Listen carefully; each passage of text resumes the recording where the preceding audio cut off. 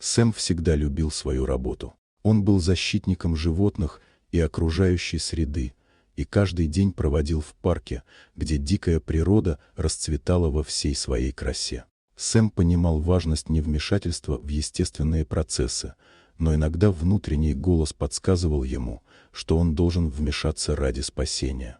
Животные в парке были защищены, но они также жили в дикой природе, где существовали свои опасности.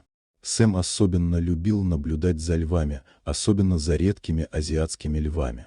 Он часто поднимался на утесы, чтобы с высоты полюбоваться величественными хищниками, которые свободно гуляли по своему царству.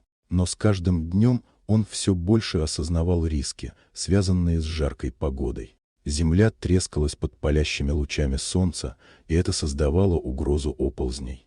Однажды, наблюдая за львами, Сэм заметил, как молодые львы играют у самого края утеса. Его сердце забилось быстрее, когда он увидел, как камни начали крошиться и падать вниз. Сэм молился, чтобы Прайд заметил опасность. Старший лев, видя угрозу, начал звать львят, но они не реагировали на его призывы.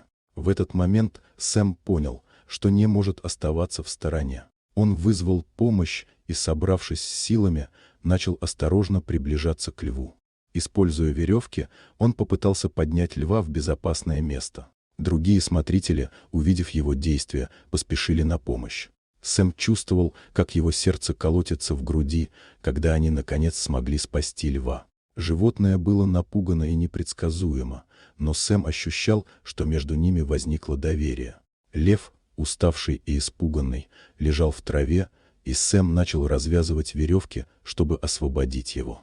Другие смотрители наблюдали за ситуацией, но Сэм не испытывал страха. Скоро в парк пришел сезон муссонов, который принес с собой наводнение и разрушение. Земля стала болотистой, и навигация по парку усложнилась. Сэм продолжал свою работу, несмотря на трудности, и наблюдал, как природа может быть одновременно разрушительной и прекрасной. Он всегда был готов помочь животным и защищать их среду обитания.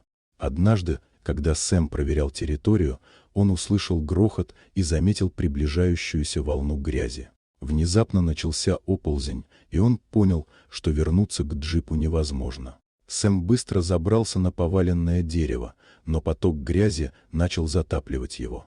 Он чувствовал, как его силы покидают, но вдруг заметил тень, приближающуюся к нему. Сэм услышал звуки, которые казались ему спасением, и его сердце наполнилось надеждой. Вдруг он узнал звук, это был рев льва. Сэм понял, что его нашли. Другие смотрители, увидев его в бедственном положении, поспешили на помощь и вытянули его из грязи. Когда он выбрался на безопасное место, он увидел льва, который, как он думал, спас его на утесе. Сэм не мог поверить своим глазам, лев вернулся, чтобы спасти его.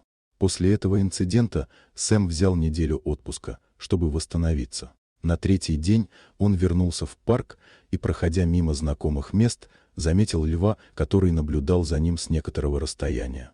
Лев, казалось, удостоверялся, что Сэм в порядке, и после этого медленно ушел в заросли.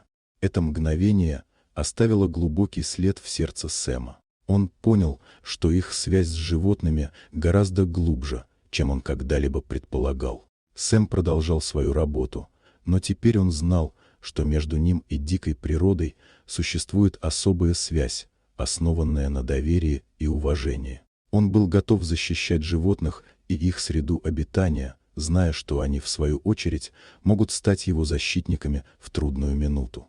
Дорогие друзья, если вам понравилось видео, поставьте лайк, а также подписывайтесь на канал, где найдете еще много интересного.